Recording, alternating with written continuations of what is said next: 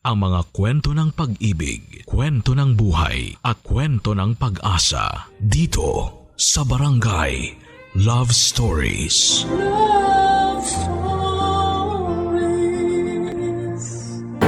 Isa sa mga pinaka-memorable na karanasan sa buhay natin ay ang mangupahan sa isang boarding house. At kasama sa mga memories na yon ay ang pagkakaroon ng landlady. Ikaw, kabarangay, naranasan mo na bang magkaroon ng isang landlady? Dear Papa Dudut, magandang araw po sa inyong lahat, pati na rin po sa mga kabarangay natin. Itago niyo na lamang po ako sa pangalang Fred. Fan na fan po ako ng Barangay LS. At naloloka rin po ako sa tuwing napapakinggan ko ang mga stories na pinapadala sa inyo, Papa Dudut. Kaya naman napagtanto ko po na siguro'y panahon naman para yung listeners nyo naman ang maloka sa kwento ng buhay ko. Sana lang po talaga ay matanggap at mapili po ninyo ang sulat ko na ito. Lumaki nga po pala ako sa Dumaguete at doon na rin po ako nakapagtapos ng kolehiyo. Pero narinig ko po na mas malaki ang kita sa Maynila. Kaya naman nag-decide ako makipagsapalaran sa Manila. Pero nagtatrabaho muna ako sa Dumaguete para makapag-ipon ng kaunting pera bago ako pumunta ng Manila. Sa unang araw ko pa lamang sa Manila ay talagang nalula ako sa dami ng mga matataas na building at sa laki ng syudad. Tapos nang makita ko po ang MRT ay sobrang namangha ako kasi wala po noon sa Dumaguete. Risky din po yung ginawa ko kasi pagdating ko sa Manila, wala pa akong trabaho noon. Pero gamit yung naipon kong pera, ang unang ginawa ko ay syempre naghanap ng mauupahan. Naglakad-lakad po ako sa Mandaluyong at doon ako nakakita ng maliit pero maayos na bahay na may for rent sign. Nang mag-doorbell ako, doon ko nakilala si Mimi. Ang noong mismong araw na yon ay nakakuha kaagad ako ng mauupahan na kwarto sa bahay niya. Ang totoo po niyan, kapatid talaga ni Mimi yung may-ari noong bahay. Pero dahil nasa ibang bansa ang kapatid niya, si Mimi na nag-asikaso ng bahay. At siya na rin po ang naturingang landlord sa bahay na yon. Napag-alaman ko din na may sariling kwarto si Mimi sa bahay na yon. Kaya kung may problema, nandyan lamang siya, readyng tumulong sa aming mga nangungupahan sa kanya. Hindi po nagtagal ay nagkasundo kami kaagad ni Mimi. Sa katunayan, mga box pa ang tawagan namin sa isa't isa. Ang saya po niyang kausap, hindi mo talaga mararamdaman na landlord siya. Talaga pong may malasakit siya sa mga nakapaligid sa kanya. Kaya mas lalo akong nakaramdam ng ginhawa dito sa Manila dahil sa kabaitan ni Mimi. Lumipas ang ilang linggo at nakahanap rin po ako ng trabaho sa Mandaluyong. Sobrang saya ko po dahil nasabi ko na sa sarili ko, at last, settled na rin ako dito sa Maynila. Pero habang tumatagal ay unti-unti ko pong nararamdaman na medyo malungkot din pala dito sa Manila. Aminin ko po na medyo malaki ang sahod ko pero hindi naging sapat yon para mawala ang lungkot ko. At napapansin na rin ni Mimi na may gumagambala sa akin. Kaya bilang kaibigan ay minabuti niyang kausapin ako at alamin kung ano nga ba talaga ang mga nangyayari sa akin, Papa Dudut.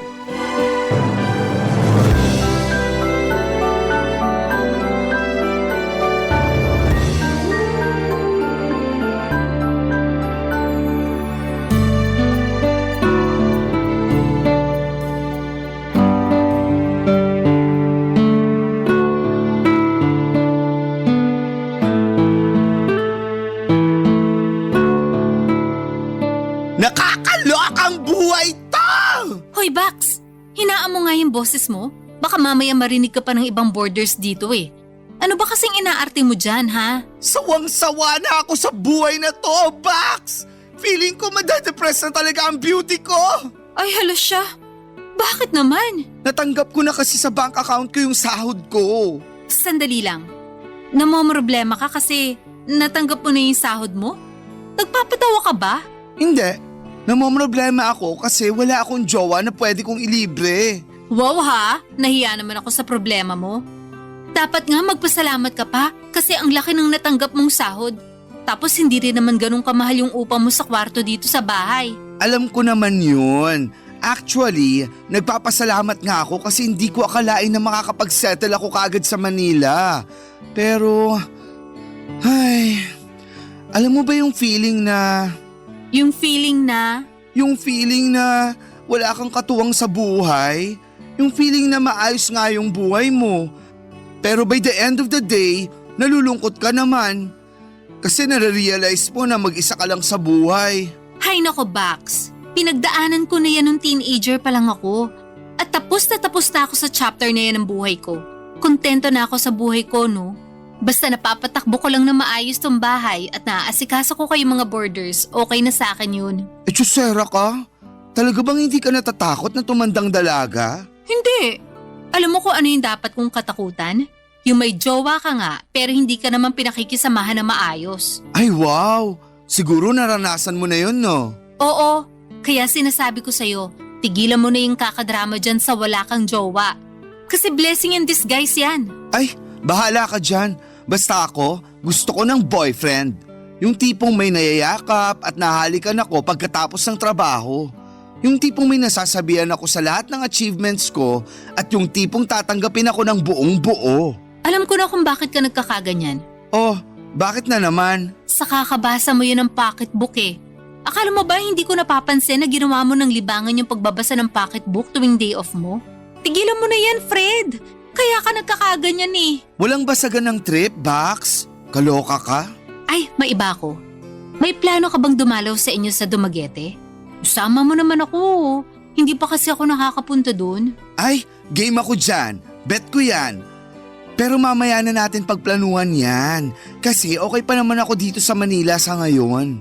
Kung sa bagay, alam mo, ang swerte-swerte mo nga eh. Kasi ang bilis mo naka-adjust dito. Samantala, yung isa sa mga boarders natin dyan, nahihirapan pang makahanap ng trabaho.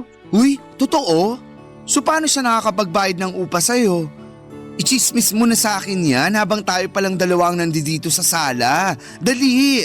Well, ang sabi niya sa akin, pinapadalhan daw siya ng pera ng jowa niya na nasa Cebu nagtatrabaho ngayon. Tapos, sinabi rin sa akin ng boarder na yun na kung hindi pa raw siya makakahanap ng trabaho dito sa Manila, susunod na lang daw siya Cebu dun sa jowa niya. Ang tsaka ng chika mo ha? Mas nararamdaman ko lang tuloy na mag-isa lang ako sa buhay. Naiinggit ka dun? Nahihirapan na nga maghanap ng trabaho yung tao? At least may katuwang siya sa buhay. Ewan ko sa'yo, konti na lang talaga at maloloka na ako sa'yo. Hindi ka pa ba loka-loka sa lagay na yan? Sira! Anyway, kumain na lang tayo. Halika, nagluto ko ng pansit. Ayoko nga. Baka mamaya idagdag mo pa yun sa babayaran ko sa'yo sa susunod na buwan. Naku, ikaw, tigilan mo na nga yung kaartehan mo. Halika na dito, kumain na tayo. It's on the house. Ha? Anong it's on the house? Libre! Ay, G ako dyan. Sige, kukuha lang ako ng plato. Ganyan kaming mag-aasara ni Mimi Papadudot. Super close talaga kami. Tawang-tawa kami sa isa't isa, talagang proven and tested na ang tibay ng samahan namin. May isang pagkakataon pa nga na na-delay yung sahod ko pero agad akong pinahiram ni Mimi ng pera. At kapag may dumarating na parcel siya, Papadudot, at wala siya sa bahay, ako na ang nagbabayad. Tapos ay binabayaran niya ako kagad pagbalik niya. Talaga pong solid ang tiwala namin sa isa't isa. Pero aaminin ko, kahit okay naman ang kalagayan ko sa bahay ni Mimi, ay may mga pagkakataon na nararamdaman ko pa rin ang kalungkutan. Lalo na at wala akong jowa. Naiinggit ako tuwing nakikita ko sa Facebook yung mga kaibigan ko na mukhang sobrang saya sa mga love life nila. Parang gusto ko na rin kasing makatagpo ng katuwang sa bahay. Kasi feeling ko ay ready na ako. May maayos naman akong trabaho at kahit papaano'y hindi naman ako kapo sa pera. Hindi kami magkakaroon ng problema sa pera kung sakaling magkaroon ako ng jowa. Isa pa po, feeling ko talaga I have so much love to give. Pero wala akong mapagbigyan ng love na yon. Ang totoo ay medyo naging insecure nga po ako sa itsura ko kasi baka yun ang dahilan kung bakit hindi pa ako nagkakajowa. Sa totoo lang, akala ko talaga na mamamatay na akong matandang dalaga, Papa Dudut. Pero hindi ko akalain na magbabago pa pala ang lahat ng iyon. Isang araw, napagdesisyonan ko na mag-register sa isang dating app. Ang totoo niyan, ayaw ko sanang mag-register sa app na yon. Kasi alam ko na karamihan ng mga gumagamit ng dating apps ay naghahanap lamang ng panandaliang kaligayahan. Pero ng mga panahong yon ay wala na talaga akong ibang choice kasi hindi pa na-discover ang beauty ko. Pinatulang ko na talaga yung pag-register sa dating app na yon at tuwing day off ko ay wala na akong ibang ginawa kundi ang magbabad sa app na yon. At makalipas nga ang ilang linggo, doon ko na nakilala si Eman. Si Eman po ay tubong Bacolod at doon pa rin siya nakatira. Ang saya ko po tuwing nag-uusap kami at sobrang gaan ang pakiramdam ko tuwing nagchat-chat at nagtatawagan kami. Noong mga panahong yun ay ramdam ko talaga ang pagiging sincero ni Eman at kung gaano siya kabait. Guwapo din po si Eman, Papa Dudut, mala-artistahin ang mukha niya. Pero ang talagang nagpahulog sa loob ko ay yung kabaitan niya.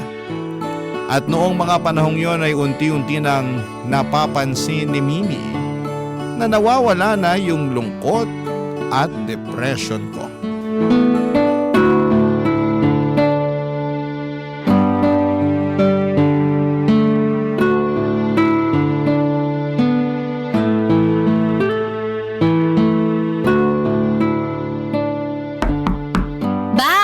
May dala akong pizza. Lumabas ka na dyan, kain tayo. Sandali lang, Bax! Oo. Sige na, tatawagan na lang kita mamaya, okay? I love you too. O sige na, bye! Mwah! Hoy, sino yung kausap mo? At bakit namumulay ang mga pisngi mo? Ayoko nga mag-share sa'yo. Baka asarin mo lang ako eh. Sige ka, pag hindi mo kunento sa akin yan, tataasan ko yung renta mo. Huy, ang ganid mo naman sa pera. Walang ganyanan, Bax. Magkwento ka na kasi. Splok mo na, share mo na dali. Ay, sige na nga. May nakilala ako sa dating app. Totoo ba? Ano pangalan? Eman. Tigilan mo nga yan, para ka namang bulate na binudbura ng asin eh. O sige na, magkwento ka pa. So ayun na nga, nakilala ko siya sa dating app hanggang sa nahulog na yung loob namin sa isa't isa. Saan ba siya nakatira? Taga Mandaluyong ba yan? Hindi, taga Bacolod siya. Perfect, di ba? 5 hours lang yung layo sa amin sa Dumaguete. Feeling ko talaga meant to be kami. Alam mo, Bax, sa totoo lang, natutuwa ako sa'yo.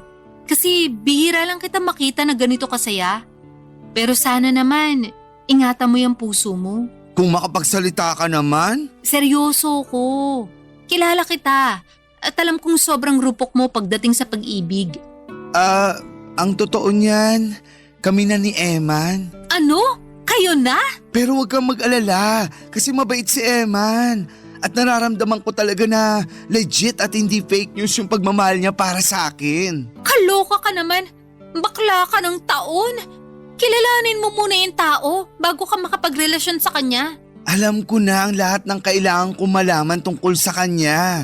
At sinisigurado ko sa'yo na buo na ang desisyon ko na mahalin si Eman. Sige na nga, may tiwala naman ako sa'yo eh. Pero paano yan? Nasa Manila ka, nasa Bacolod siya. So ano ang magiging setup nyo? Long distance relationship, ganon? Parang ganon na nga. Tiis-tiis na muna sa chat at video call sa ngayon. Ang totoo nga niyan, gustong-gusto ko na nga siyang makita. Pero ang layo kasi ng Bacolod eh. Hoy, alam mo, maganda yung naisip mo. Sige, luwas tayo ng Bacolod at makipagkita ka sa kanya. Tapos dumiretso na rin tayo sa Dumaguete para makapagbakasyon na ako. Kaloka ka talagang bruha ka. O sige, ipagpalagay na natin na makakapagbakasyon ka. Kung ganon, sino ang may iwan dito sa bahay? Paano yung mga borders mo, ha? Ano ka ba? Digital na ang mundo.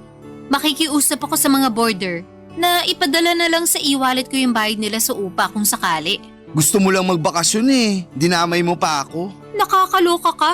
Ikaw tong tubong Dumaguete, no? Alam nga naman pumunta ako doon ng mag-isa. Maliligaw pa ako niyan kung sakasakali. Sige na nga, pero tsaka na lang yan. Hindi ko pa kasi bet mag-travel ngayon Ay, talaga ba? So, paano si Eman? Gaya nga nung sinabi ko, titisin ko na lang muna tong long distance relationship namin.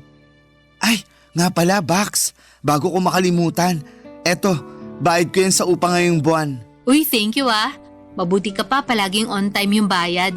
Samantala, yung isa nating border dyan, madedelay pa daw ng 1 week. Naku, ako pa ba? Hindi ako malilate sa bayad sa'yo, no? Marami kaya akong datong. Ang yaman mo naman, mapapasana all ka na lang talaga. Hay nako, sa ating dalawa, ikaw kaya itong mas maganda ang buhay. At least hindi mo na kailangang umupa. Kasi sa'yo pinaubayan ng kapatid mo tong bahay na to. Yun na nga pinaubaya lang sa akin pero hindi naman sa akin tong bahay na to. Maswerte ka pa rin kasi hindi mo na kailangang umupa. Pero mas lalo akong suswertehin kung magbabayad sa oras lahat ng borders natin. Kalma yung wrinkles mo. Kumain na nga lang tayo. Lalamig na tong pizza Nang mga panahong yon ay natutuwa ako kasi hindi ako pinagalitan ni Mimi. Kasi normally ay kontrabida talaga siya pagdating sa usapang pag-ibig. At palagi niya akong sinesermonan kapag nade-depress ako dahil wala akong love life. Pero sa halip na magalit si Mimi noong araw na yon ay tinanggap pa niya na may jowa na ako. Pero syempre, binalaan ako ni Mimi na mag-ingat pa rin daw ako kasi marami daw mga manloloko sa paligid. Lalo na sa dating app ko lamang nakilala si Eman. Ang totoo niyan, Papa Dudut, ay napaisip din ako sa mga sinabi ni Mimi. Kasi paano kung tama siya? Paano kung pinapahulog lamang pala ako ni Eman sa bitag niya? Paano kung laro-laro lang ang lahat ng ito at wala naman talagang balak si Eman na seryosohin ako? Paano kung ginagamit lang pala ako ni Eman? Bilang isang bakla ay hindi ko maiwasang mag-isip ng ganon. Kasi may mga kwento na maraming bakla ang mga niloloko lang ng mga lalaki para sa pera. Pero habang tumatagal ang mga pag-uusap at chat namin ni Eman, mas lalo niyang napatunayan sa akin na seryoso siya. At hindi niya ako gagamitin at sasaktan ng isang aklang katulad ko. Tuwing lalabas ako ay palagi niya akong pinapalalahanan na mag-ingat. Tapos ay palagi niya akong kinukumusta. At lagi din niyang sinasabi sa akin na kumain daw ako sa tamang oras. Alam ng Diyos kung gaano katagal kong ipinagdasal na magkaroon ng boyfriend at sa tingin ko si Emma na nga ang sagot sa lahat ng mga panalangin ko. Grabe. Kinikilig talaga ako tuwing nag-uusap kami ni Eman. Habang tumatagal ang mga pag-uusap namin ay mas marami pa akong natutunan tungkol sa kanya. Napag-alaman ko na sa Bacolod pala siya nagtatrabaho ngayon bilang call center agent at nakikita na lamang siya sa bahay ng pamilya niya.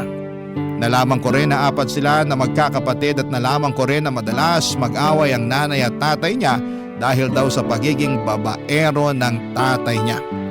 Hindi ko po maiwasang malungkot noong sinabi sa akin ni Eman yon. Pero syempre bilang isang supportive na jowa ay ginagawa ko ang best ko para iparamdam kay Eman na hindi po siya nag-iisa. Gusto ko na palaging maramdaman ni Eman na nandito lamang ako para sa kanya na maaari niya akong sandalan sa mga panahong nahihirapan siya at napapagod na siya sa buhay. Hay nako Papa Dudut, para talaga akong nasa isang fairy tale noong mga panahong yon. Parang ako yung bida at si Eman ang aking Prince Charming. Barangay Love Stories. Barangay Love Stories. Pero tulad ng karamihan sa mga fairy tale, syempre may mga dark moments din. Dumating ang araw na palagi na lamang umiiyak si Eman tuwing nagtatawagan kami. Napag-alaman niya kasi na hindi lang pala yung tatay niya yung may kabit, pati na rin daw yung nanay niya. At dahil dito ay unti-unti kong napansin na parang nade-depress si Eman sa bahay. Inamin din niya sa akin na nagsasawa na siya sa trabaho niya sa Bacolod at gusto na niyang mag-resign, Papa Dudut. Tandang-tanda ko pa kung paano ko siya pinayuhan na maghanap ng ibang trabaho at maghanap ng bagong matutuluyan. Pero sabi niya sa akin ay maliit lang daw ang Bacolod at wala raw masyadong oportunidad para sa mga katulad niya na hindi nakapagtapos ng kolehiyo. High school lang kasi ang natapos ni Eman at hindi na daw siya kayang pag-aralin ng mga magulang niya sa kolehiyo. Sa sobrang depression ni Eman noon ay napaisip ako. Paano kung kailangan lang niya ng bagong environment para hindi na siya malungkot? At dito ko naisip ang isang napakagandang plano. Inaya ko si Emma na mag-live-in na kami dito sa Maynila. Natuwa si Emma noong sinabi ko yon sa kanya kasi first time daw niya na makakapunta sa Maynila kung sakasakali. And at least matatakasan na raw niya mga problemang dulot ng pamilya niya sa probinsya. Siyempre sinabi ko rin kay Mimi ang bala ko at nung una ay tutol na tutol si Mimi sa plano ko kasi hindi pa nag-iisang taon simula nang makilala ko si Eman. Pero siyempre pinilit ko si Mimi na pumayag. At sa wakas ay pumayag din si Mimi na tumira si Eman kasama ko. At dumating na nga ang pinakahihintay ko. Sinundo ko si Eman sa airport at nagyakapan kami ng mga panahon na yon ng bonggang-bongga. Pagkatapos noon ay dumiretso na kami sa bahay at pareho na kaming hinarap ang bagong chapter ng mga buhay namin bilang isang ganap na couple na Papa Dudut.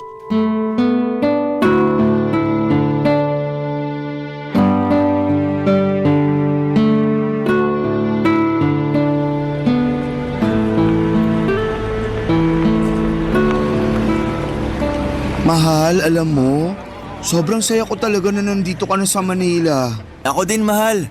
Grabe pala dito sa Manila, no? Ang lalaki ng mga building. Kung makapagsalita ka naman, bakit? Wala bang buildings dun sa inyo sa Bacolod? Siyempre meron naman, pero mas marami dito eh. Naiintindihan kita. Ganyan na ganyan din ako nung una ako napadpad dito sa Manila. Pero masasanay at mauumay ka rin dyan. Oh, ayun na yung bahay oh. Ang ganda, di ba? Halika, pumasok na tayo. Hindi ba nakakahiya sa landlord mo? Sino? Si Mimi? Naku, huwag kang mag-alala. Napakiusapan ko na yon. At pumayag na siya na dalawa tayo sa kwarto ko. Uy, Bax! Ay, Bax! Ito na nga pala si Eman. Magandang araw po. Magandang araw din sa'yo. O halika, pasok kayo. Salamat. Wow! Ang ganda naman pala ng bahay nyo eh. Thank you. Pero hindi sa akin tong bahay na to. Kapatid ko talaga yung may-ari ng bahay. Sa akin lang pinaubaya. Ah, ganun po ba? Ay, mahal. Asan nga pala yung CR nyo dito? Naiihi na kasi ko eh. Yung pintuan na malapit sa hagdanan. Dumiretso ka lang. Thank you. Saglit lang ah. Jijingle lang ako.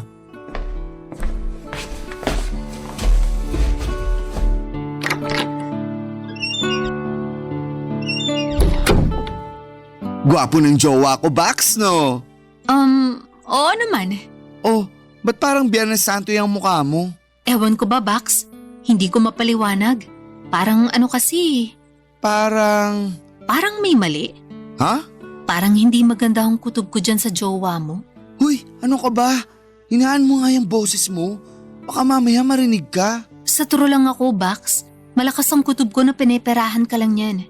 Alam mo ikaw, nakaka-insulto ka na. Bakit? Kasi pangit ako at gwapo siya? Ano ka ba naman? Hindi sa ganun yun. Basta mag-ingat ka na lang dyan sa jowa mo ah. Tamang hinala ka rin eh. Anyway, since dalawa na kayo ngayon dito sa bahay, tataasan ko na yung singil sa inyo sa tubig at kuryente ha. Sorry talaga. Ayokong gawin to pero alam mo naman, doble na yung consumption nyo simula ngayon. Kasi ayun nga, dalawa na kayo. Okay lang, naiintindihan ko naman eh. Sige, ako na bahala dyan. Ikaw ang bahala? Ibig mong sabihin, walang ambag yung jowa mo? Ayan na nga bang sinasabi ko eh. Alam mo ikaw, napaka-judgmental mo. Ako na muna ang sasagot sa mga gastusin namin hanggang sa makahanap siya ng trabaho. Tanga mo talaga pagdating sa pag-ibig. Nakuhulaan ko. Ikaw dun yung sumagot ng plane ticket niya papunta dito ng Manila, no? Oo. Pero sabi niya babayaran niya naman ako kapag nakahanap na siya ng trabaho. Bakla ka? Malabong bayaran ka pa nun. Manahimik ka na nga lang dyan.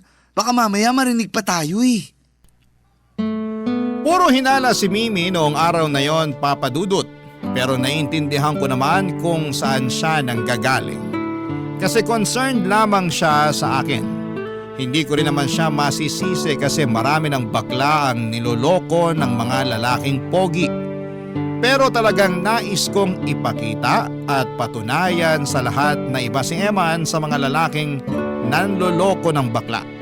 Na kung anuman ang namamagitan sa amin ni Eman ay tapat at totoo yon. Habang tumatagal ay mas lalo pong gumanda at lumago ang relasyon namin ni Eman, Papa Dudut. Nagagandahan siya sa Manila kahit medyo magulo. Kasi ang sabi niya ay marami raw pwedeng puntahan na lugar dito. Hindi daw tulad sa kanila na limitado lamang yung mga pwedeng pasyalan. Natuwa din si Eman sa kwarto namin sa bahay ni Mimi kasi ang lakas daw makasosyal ng kwarto ko. Malayo daw sa kwarto niya sa Bacolod. Namimiss na rin ni Eman ang mga kapatid at magulang niya sa Bacolod pero nangako pa rin siya sa kanila na magpapadala siya ng pera para makatulong sa kanila. Grabe, Papa Dudut. Mas lalo kong kinilig dahil ang gusto ko sa lalaki ay yung family-oriented. Pakiramdam ko talaga ay parang naka-jackpot ako ng mga panahon na yon. Kasi nasa kanya na talaga ang lahat ng katangian na hinahanap ko sa isang lalaki.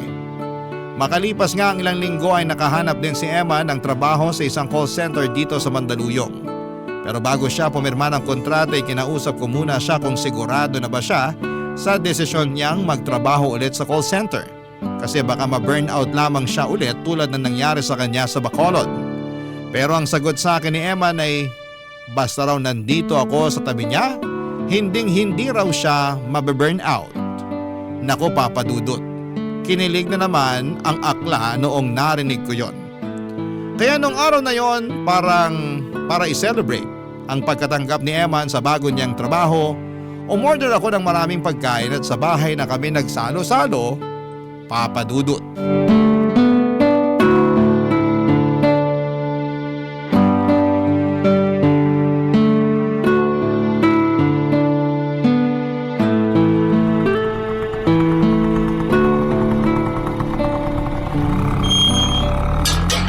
Hoy Bax, anong meron? Ba't ang dami mong pinadeliver na pagkain? Natanggap kasi si Eman sa pinag-applyan niya na call center at kakapirma lang din niya ng kontrata. Kaya eto, bumili ako ng maraming pagkain para makapag-celebrate tayo. Sabay mo na rin kami ha. Sigurado ako hindi namin mauubos to. Siyempre naman, aayaw pa ba ako sa libre? Pero seryoso, mabuti naman at nakahanap na siya ng trabaho. Nang sa ganun, hindi niya na kailangang iasa sa'yo lahat ng gastusin dito. Ikaw talaga? Pinaghihinalaan mo pa rin ba ang boyfriend ko? Maniwala ka sa akin. Pinipigilan ko naman yung sarili ko na husgahan yung jowa mo eh. Pero ewan ko ba? Hindi ko talaga mapigilan eh. Naku, bahala ka. Basta pakitunguhan mo na lang ng maayos yung boyfriend ko. Okay na sa akin yon. Nga pala, nasan yung jowa mo? Nandun sa kusina. Naguhugas ng mga plato at inihahanda ang mesa. Sipag niya, no? Halika na nga, kumain na lang tayo.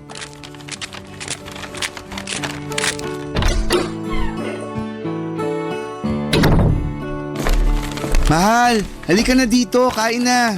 Sige mahal, sandali lang. Kukunin ko lang mga kubyertos.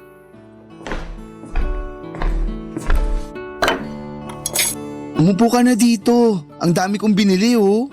Ang totoo nga niyan mahal, nahihiya nga ako sa'yo eh. Oh, bakit naman? Kasi ang dami mo nang nagastos para sa akin. Hindi mo naman kinailangan gawin to, pero ginawa mo pa rin. Wala eh, nahulog ako sa bitag mo. Ikaw talaga. I love you mahal. I love you too. Mamaya na nga kayo maglandian. Kumain na tayo bago pa lumamig tong mga pagkain dito. Inggitera, Ay nga pala, Eman. Kumusta naman yung pagtira mo dito sa Manila? Nakapag-adjust ka na ba? Opo, Miss Mimi. Nako, alam mo ba na ganyan din si Fred nung una siyang dumating dito sa Manila? Ang totoo nga niyan, bilib na bilib ako sa kanya kasi nakayanan niya mabuhay dito sa Manila na hindi humihingi ng tulong kahit kanino. Napaka-etsyosera mo talaga. Kumain ka na nga lang dyan. Ay hindi, totoo naman yung sinasabi ko, di ba? Lahat ng meron ka ngayon ay galing sa dugo at pawis mo. Ni minsan hindi ka ng apak o nanloko ng tao para lang gumaan ang buhay mo. May gusto po ba kayong palabasin? Ako? Naku wala, nagsasabi lang ako ng totoo. Hindi po, kasi sa tono ng pananalita nyo. Mukhang gusto nyong palabasin na pineperahan ko lang si Fred. Mahal, tama na yan. Hindi eh. Nire-respeto ko po kayo bilang landlord namin. At ni minsan wala ho kayong narinig sa akin kahit nakakaramdam na po ako na ayaw nyo sa akin. Pero sana naman wag nyo akong basusin ng ganito. Excuse me lang, babalik na ako sa kwarto. Mimi, ano ba? Ba't mo naman binastos ng ganun si Eman? I'm sorry pero masisisi mo ba ako? Concerned lang ako sa'yo. Nag-aalala lang ako sa'yo bilang kaibigan mo. Pues sumusobra ka na. Kung hindi totoong kaibigan ang turing ko sa'yo, sa tingin mo ba magkakaganito ako? Kundi hamak na border lang ang tingin ko sa'yo, sa tingin mo ba mag-e-effort pa akong sabihin sa'yo na sa tingin ko niloloko ka lang nung lalaking yun? Ang dami mo na kayang nabigay sa lalaking yun. Bukal sa loob ko lahat ng binibigay ko kay Eman. Sana lang talaga hindi mo pagsisisihan na pinapasok mo pa yung lalaking yun sa buhay mo. Umamin ka nga sa akin. Naiinggit ka ba? Ano? Siguro, naiinggit ka lang. Kasi nakikita mo kami ni Eman dito sa bahay na masaya at nagmamahalan. Habang ikaw, mag-isa at malungkot ang buhay. Ang kapal na mukha mo. Ako na nga to nagmamalasakit sa'yo. Tapos ngayon ako pa tong pagsasalitaan mo ng ganyan? Nagmamalasakit? Hindi ka nagmamalasakit. Nangihimasok ka na sa buhay ng may buhay. Para lang naman malaman mo, hindi ako naiinggit sa'yo. Lahat ng mga sinasabi ko sa'yo ay base lang sa mga nakikita ko. At base sa nakikita ko, hindi makakabuti sa'yo ang lalaking yon. Bahala ka na nga sa buhay mo. Hoy! Saan ka pupunta? Babalik na ako sa kwarto namin. Baka kung ano pa ang masabi ko sa'yo.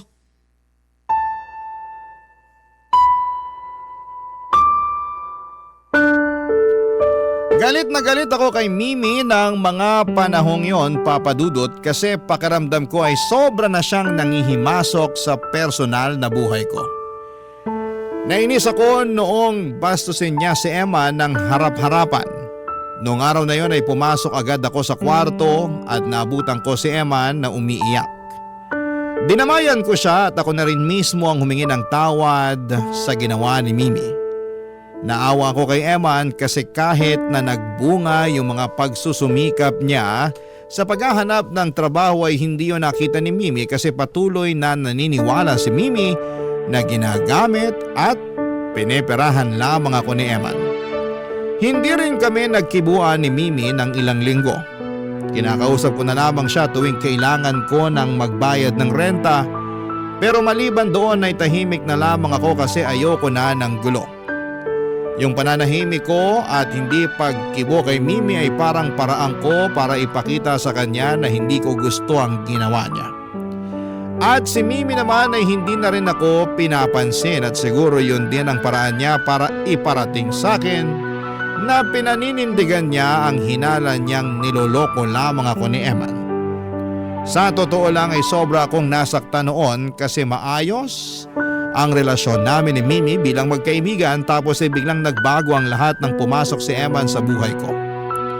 Pero sa kabila ng lahat ay mas pinipili ko pa rin ipagtanggol at kampihan si Eman. Kasi siya na ang magiging partner ko habang buhay. Ang totoo niyan ay gusto ko na sanang umalis sa bahay ni Mimi para makapagsimula kami ni Eman ng panibagong buhay. Pero hindi rin ganong kadaling iwanan yung bahay. Mas mura kasi ang upa sa bahay ni Mimi kumpara sa ibang mga paupahan dito sa Metro Manila. Oo, may pera naman ako pero naisip ko na kung titiisin ko na lamang ang sitwasyon ay mas makakapag-ipon kami ni Eman para sa kinabukasan namin. Pinayuhan ko na lamang si Eman na iwasan muna si Mimi at sinabi ko sa kanya na pagka-uwi niya galing trabaho ay dumiretso na lamang siya sa kwarto para hindi na sila magpang-abot pa ni Mimi. Naisip ko rin na ako na lamang ang magluluto sa kusina at sa kwarto na lamang kami kakain para mapanatili namin ang kapayapaan sa bahay. Ayun, naging okay naman ang pamumuhay namin ni Emma hanggang isang araw ay napansin ko na may nawawala akong gamit. Noong una ay hindi ko na masyadong pinagtuunan ng pansin yon kasi baka na-misplace ko lamang. Pero habang tumatagal ay mas lalong dumadami na yung mga nawawala. Pati yung pera sa loob ng jacket ko na nakasabit sa pintuan ay nawawalan na rin ng pera. Dito ko na napagtanto na hindi ko lang basta-basta na nami-misplace sa mga gamit ko. Kumbinsido na ako na talagang ninanakawan ako. Minabuti ko na kausapin si Eman tungkol sa mga nawawala kong gamit pero mariin niya na itinanggi na may kinalaman siya sa mga nawawala kong gamit. At hindi ko na siya kinulit pagkatapos noon. Kasi baka mauwi lang papadudot sa hiwalayan ang aming pag-uusap. Barangay Love Stories. Barangay Love Stories. Dumating ang araw ng birthday ni Mimi at napansin kong nagluluto siya ng carbonara. Pagkatapos niyang magluto ay bigla niya akong tinawag at niyaya na kumain. Dahil birthday niya noong araw na yon ay nahirapan akong hindi siya kausapin o kibuin. Kaya naman nilunok ko na lamang ang pride ko at nagsimula na kaming mag-usap at doon na nga kami nagkapatawaran. Aaminin ko na sobra ko nang nami-miss si Mimi. Lalo na't matagal din kaming hindi nagkibuan. Pagkatapos naming magkaayos ay nagtsikahan na kami kaagad hanggang sa napag-usapan na namin yung mga nawawala kong gamit. Sa totoo lang, papadudot, ayaw ko sanang ikwento yung tungkol sa nawawala kong gamit kasi alam ko na baka sumbatan lamang ako ni Mimi at sasabihin niyang tama siya sa hinala niya kay Eman. Pero si Mimi na lamang kasi ang nag-iisa kong kaibigan dito sa Maynila kaya naikwento ko rin sa kanya ang tungkol sa mga nawawala kong gamit. At hindi nga ako nagkamali, papadudot, kasi nung ikinuwento ko kay Mimi ang tungkol sa mga nawawala kong gamit, pinaalala niya ang lahat ng mga naging babala niya sa akin tungkol kay Eman. Sobrang stress ko noon kasi paano kung tama nga siya? Paano kung hindi naman talaga ako mahal ni Eman? Paano kung ginagamit lamang pala ako ni Eman? Punong-puno ng tanong ang utak ko at ang tanging pinapasalamat ko na lamang talaga ay yung nagkaayos na kami ni Mimi. Kahit paano ay nabawasan na rin ang mga problema ko, papadudot. Pero hindi pa pala natatapos sa mga problema ko. Isang araw, papadudot, ay biglang tumaas ang tensyon sa bahay habang nanonood ako ng TV sa sala at si Mimi naman ay nasa kusina at naglilinis. Nang mga panahon na yon ay biglang lumabas si Emma ng kwarto at grabe ang kaba ko noon. Kasi magkukrus na naman ang landas nila ni Mimi. At yun nga ang pinaka-iiwasan ko. Lalo na't walang preno ang bibig ni Mimi tungkol sa mga hinala at suspetsya niya. Pero hindi ko na talaga naiwasan yung mga sumunod na mga nangyari, papadudot.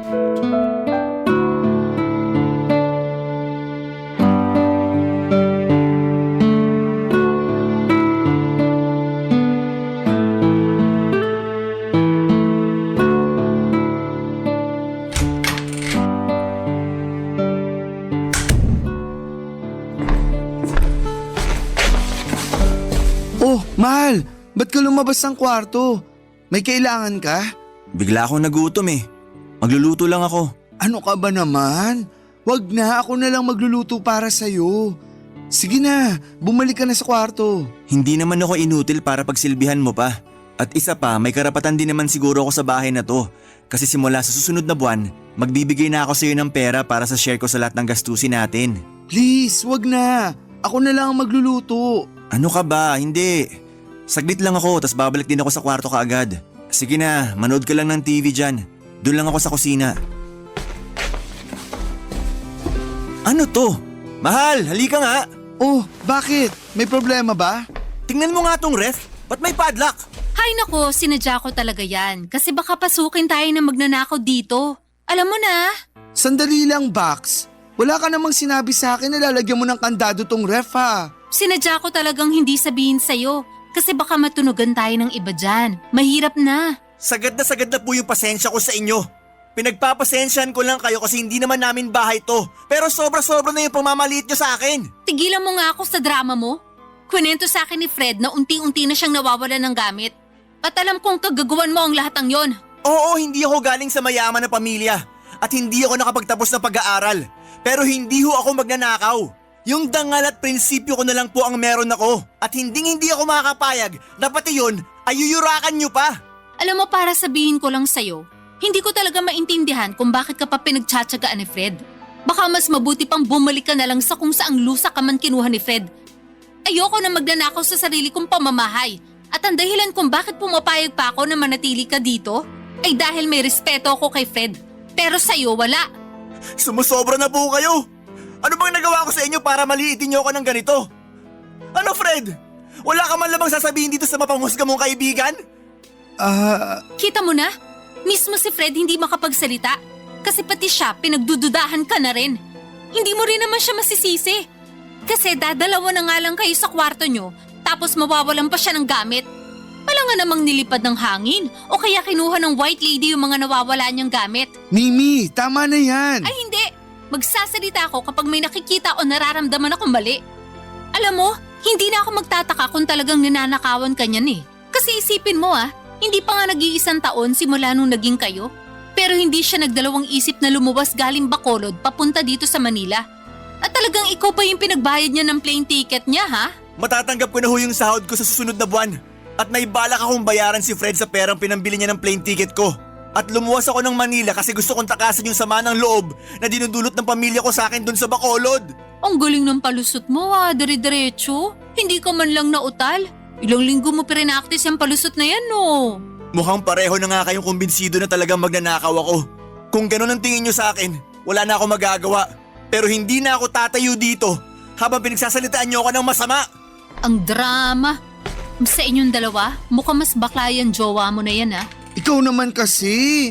Bakit mo naman pinagsalitaan ng ganun si Eman? Hoy, pero aminin mo, pati ikaw nagdududa ka na rin sa kinikilos ng lalaking yon. Kaya ka nga natameme kanina, di ba? Aaminin ko, oo. Paano ba naman kasi? Gaya nga ng sabi mo, dalawa lang kami sa kwarto. Pero yung pera at mga gamit ko, unti-unti nang nawawala. Mismo. At hindi lang yan Teka lang, may ipapakita ko sa'yo. Kunin ko lang yung cellphone ko. Bakit? Anong meron? Eto, screenshot yan ng usapan namin ng kaibigan ni Eman sa Facebook. Malinaw na malinaw sa screenshot na yan na may utang daw si Eman sa kanya na hindi nababayaran. Diyos ko. Bax, ayaw ko sanang sabihin to pero mukhang tama nga yung hinala mo tungkol sa kanya. Kaya kung ako sa'yo, paalisin mo na yan. Kasi baka kung ano pa yung nakawin yan sa'yo. Huwag kang tanga.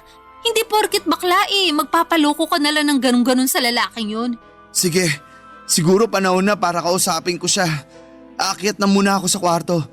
Salamat nga pala Bax Kasi kung hindi dahil sa'yo, hindi ko pa malalaman na pailalim pala kung tumira tong si Eman. Tama yan. Kausapin mo na habang maaga pa. Sige, maiwan na muna kita dyan. Papadudot kinausap ko ng masinsinan si Fred at naglakas loob akong sabihin sa kanya na panahon na para maghiwalay kami.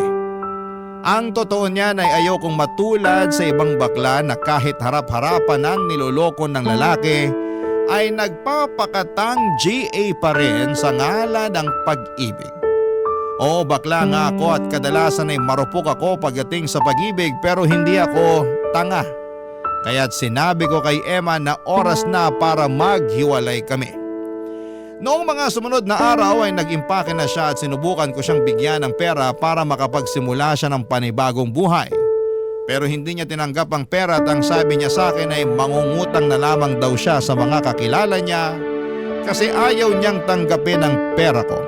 Obviously ay masama pa rin ang loob niya sa akin na hindi ko siya pinagtanggol kay Mimi noong araw na pinagsalitaan siya ng masama ni Mimi. Para kasi sa akin, Papadudot, kapatid ng magnanakaw ang mga taong hindi binabayaran ang utang na loob. Kaya't lalo lang akong naging kampante sa desisyon kong hiwalayan at palayasin siya. Hindi rin ako nakonsensya sa ginawa kong pagpapalayas kay Eman dahil may trabaho naman siya sa call center.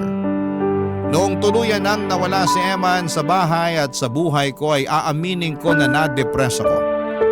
Akala ko kasi si Eman na ang magiging kasama ko habang buhay. Akala ko ay siya na ang lalaking matagal ko nang pinapangarap at hinihintay. Pero hindi pa pala. Naisip ko na lamang na baka ito ay isang pagsubok mula sa Panginoon. At alam kong malalampasan ko rin po ito, Papa Dudut. Pagkatapos noon ay bumalik na sa normal ang friendship namin ni Mimi. Masaya na rin si Mimi dahil wala na si Eman sa bahay at sinabi pa niya na masaya siya para sa akin kasi mas mabuti na daw ang mag-isa o single kesa sa tinatraidor ng pailalim si Eman. Hanggang isang araw, Papa Dudut, habang nasa sala kami ni Mimi ay hindi ko akalain na magbabago ang lahat. Nang matuklasan ko ang isang bagay na magpapalinaw sa lahat ng mga nangyari.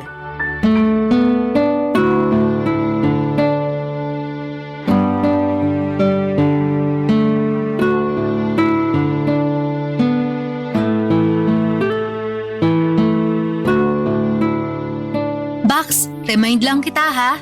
Maniningil na ako ng bayad sa kuryente at tubig sa Makalawa. Hoy, nakikinig ka ba? Ito kasing cellphone ko eh. Nagloloko na naman yung baterya. Ayaw mag-on. Ilang beses ko na kasing sinabi sa yung palitan mo na yung cellphone mo. Tigilan mo na nga yun kasi sermon mo sa akin. Daig mo pa yung nanay ko eh. Concerned lang naman talaga ako bilang isang kaibigan mo. Pero hindi naman ako nagkamali sa mga payo ko, di ba? Tingnan mo, tama yung hinahala ko tungkol dun sa jowa mo. Kung hindi pa ako nakialam, malamang hanggang ngayon niloloko ka pa rin nun. Ay naku, mabuti na lang talaga at naniwala ka rin sa akin sa wakas. Kakainis ka naman eh. Talagang pinaalala mo pa sa akin. Ay sorry, oo nga pala. Hindi ka pa rin pala nakaka-move on. Pahiram na nga lang ako ng cellphone mo. Bakit? Anong gagawin mo? Bukas na i-release yung sahod namin. At malamang nasa email ko na yung payslip ko. Gusto ko lang malaman kung magkano yung matatanggap ko bukas. O sige, eto. Pero email lang ha. Kaloka ka? Ano ba sa tingin mo ang gagawin ko dito sa cellphone mo? Hindi ko naman itatakbo to. Maglalagin nga lang ako sa email ko. Tapos titingnan ko lang yung payslip ko. O sige. Ay hala, yun na yata yung parcel na matagal ko nang hinihintay. Andyan na! Sandali lang!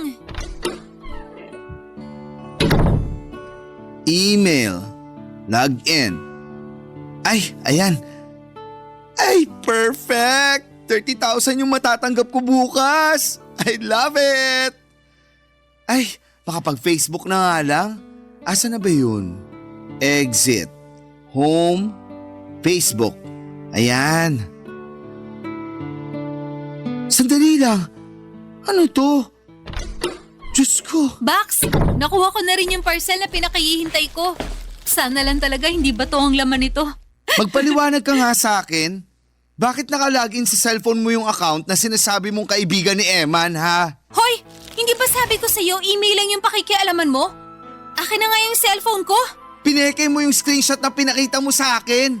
Walang pinagkakautangan si Eman.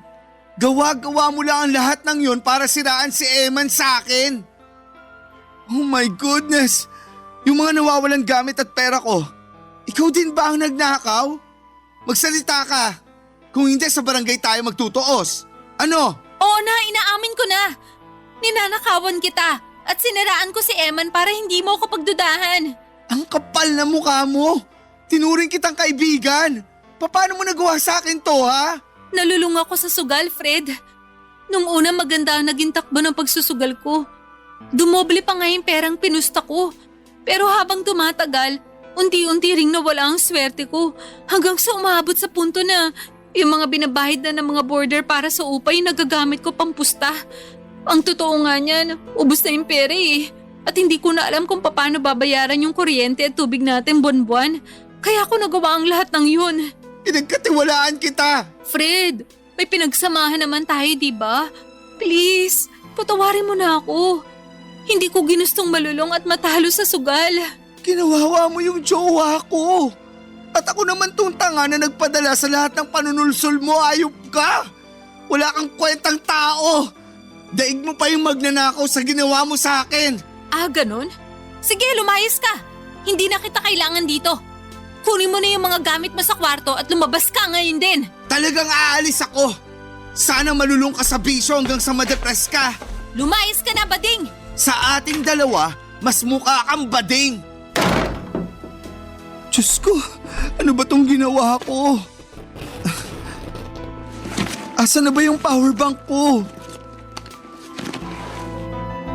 Ayan, nag-on na rin yung cellphone ko sa wakas. Contacts, Eman.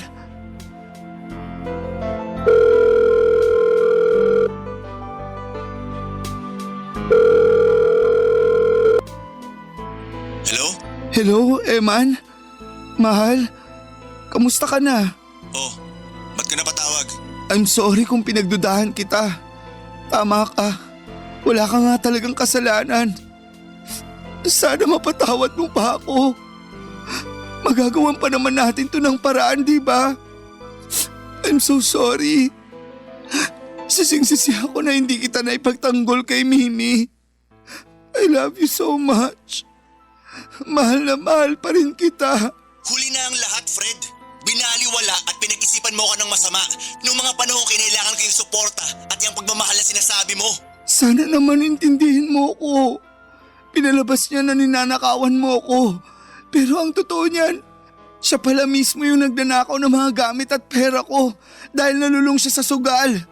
Pareho lang tayong pinaglaruan at niloko ni Mimi. Pero dapat nagtiwala ka pa rin sa akin. Sino ba yung jowa mo, ha? Ako o yung Mimi na yun? Jowa? Ibig bang sabihin nun, nakikipagbalikan ka na sa akin? Kahit magunaw ang mundo, hinding-hindi na ako makikipagbalikan sa'yo. Masaya na ako sa trabaho ko at namumuhay na ako ng tahimik.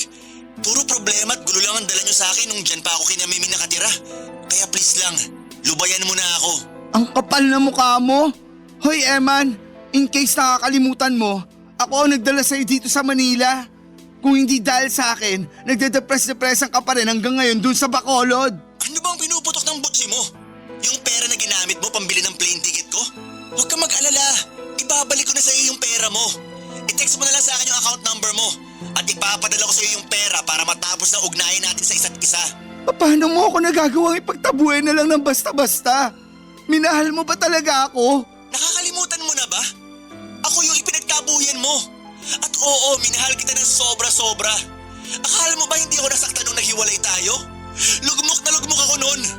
Pero ngayon na nakabangon na ako, hinding-hindi na ako makakapayag na hilahin mo ako pababa kasama mo. Napagtanto ko din na hindi ko kaya makipagrelasyon sa taong walang paninindigan. Sige na, ibababa ko na to. Hello? Hello? Eman!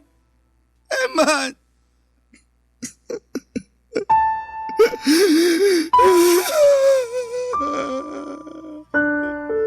Sising-sisi po ako na nagpadala ako sa panunulsol ni Mimi. At tama rin yung sinabi ni Eman na wala akong paninindigan. Siguro'y hindi na umabot sa ganito ang mga bagay-bagay kung hindi ako kaagad nagpadala sa mga hinala at panghuhusga. Yung mga gamit at pera na nanakaw sa akin ni Mimi ay madali lamang yung kitain ulit. Pero yung pagmamahala na tiwalang nasira, iyon ang mahirap nang ibalik pa. Noong mismong araw na yon ay agad akong naghanap ng malilipatan at sa kabutihang palad ay nakakita ako ng magandang apartment dito sa Mandaluyong. Pero ang totoo niyan ay lungkot na lungkot ako habang pinagmamasdan ko ang bawat sulok ng bago kong apartment. Kasi na-imagine ko si Eman. Napapaisip ako na siguro'y mas magiging masaya tong lugar na ito kung kasama ko pa rin si Eman hanggang sa ngayon. Pero kailangan kong tanggapin na hinding-hindi na mangyayari yon.